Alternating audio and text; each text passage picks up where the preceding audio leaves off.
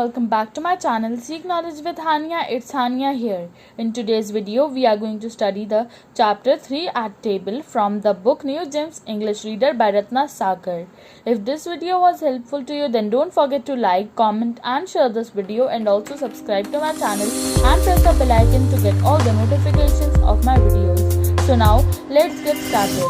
The author of the story is William Waymark Jacobs. He was born in 1863 and died in 1943. He was an English author of short stories and novels. He began work in the Post Office Savings Bank and had his first story published in 1885. His favorite subject was marine life. The talk in the coffee room was about ghosts. I wouldn't advise you to believe all those, said a clean-shaven man who had been listening without speaking much. You see, when a sailor gets ashore, he is expected to have something good to tell, and his friends would be rather disappointed if he had not. So the talk about the ghosts was being, conducted in a coffee room, and one of the clean-shaven men said that I would advise you all to not believe in all these things, because when a sailor gets ashore, he is expected to have a story to tell to his friends. Oh, sailors are very prone to see visions, interrupted another man firmly. I have been at sea 30 years, and the only unpleasant incident of that kind occurred in a quiet English countryside, said the clean-shaven man.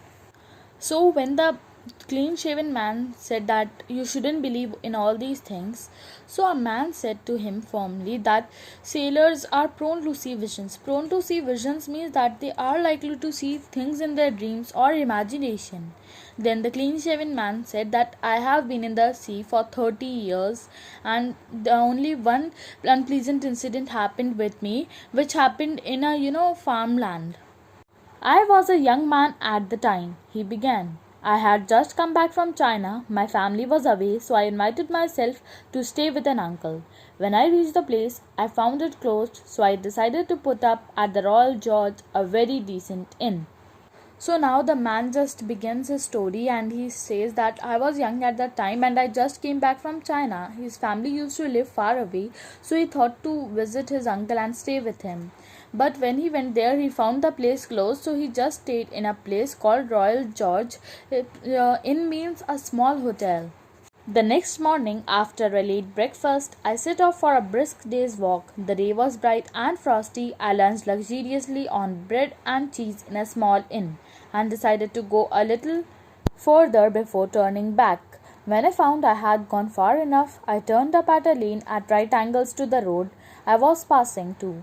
My find way back to another route, but this had several turnings of its own. I was soon caught up in a fog and wandered about miserably, occasionally shouting on the chance of being heard by some passing shepherd. Luckily, I heard footsteps approaching me.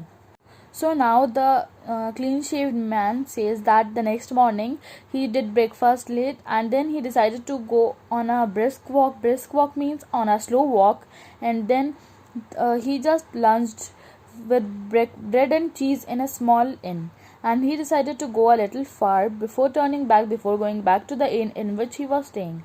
And when he found out that he has went a bit too far, he just turned up to the right angles lane on the road where he was walking to find his way back to his inn.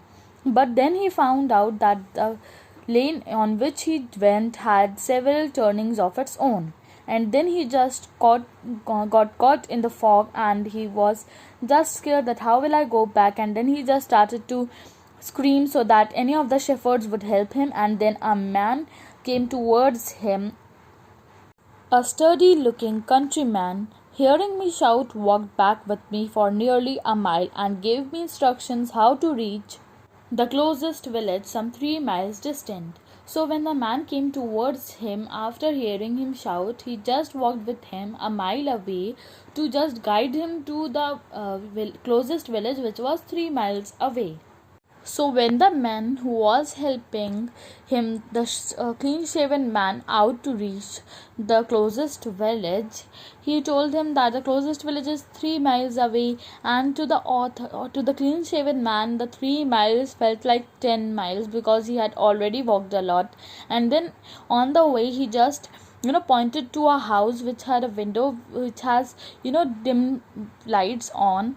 So he just pointed to it that why can't we go there, and the just man who was helping him out felt like uneasy.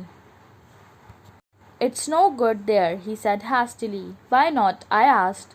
There's something there, sir, he replied. Some say it's a poor mad thing, others say it's a kind of an animal, but whatever it is, it ain't good to see. So the man who was helping him out said that it is not good to go there. He asked, why not? Why can't we go there? He said that there is something. Some people say that it is mad, and some people say that it is an animal, but we shouldn't go there and see what the thing is. Well, then, I said good night. I followed the road that the man had indicated until it again split into three. I was now cold and tired, so walked slowly back towards the house until I came to a small gate. So now the man just told him that we shouldn't go to the house, and the clean shaved man said to him good night, and then he followed the path which the man has told, and it was like it again split it into three, and he was tired too, so he just slowly went back to the house, and he came to a small gate. Opening it cautiously, I walked up a long path which led to the door. There was no light and no sound from within. I knocked lightly upon the door. I waited a couple of minutes and then knocked again. So he just opened the small gate cautiously, and he walked along up a long path which led to the door, but there was no light and sound from within. He then just knocked lightly upon the door, and he just waited there for a couple of minutes, and then he knocked again, and then the door just suddenly opened, and a tall old woman stood in front of him while holding a candle. What do you want? She demanded gruffly. I have lost my way, I said. I want to get to Asheville. Don't know it, said the old woman. So now the old woman just demanded, like she just asked him gruffly that what do you want? He said that I have lost my way and I want to go to Asheville. She said that I don't know where it is. She was about to close the door when a man emerged from a room at the side of the hall and came toward us. Asheville is 15 miles far, he said slowly.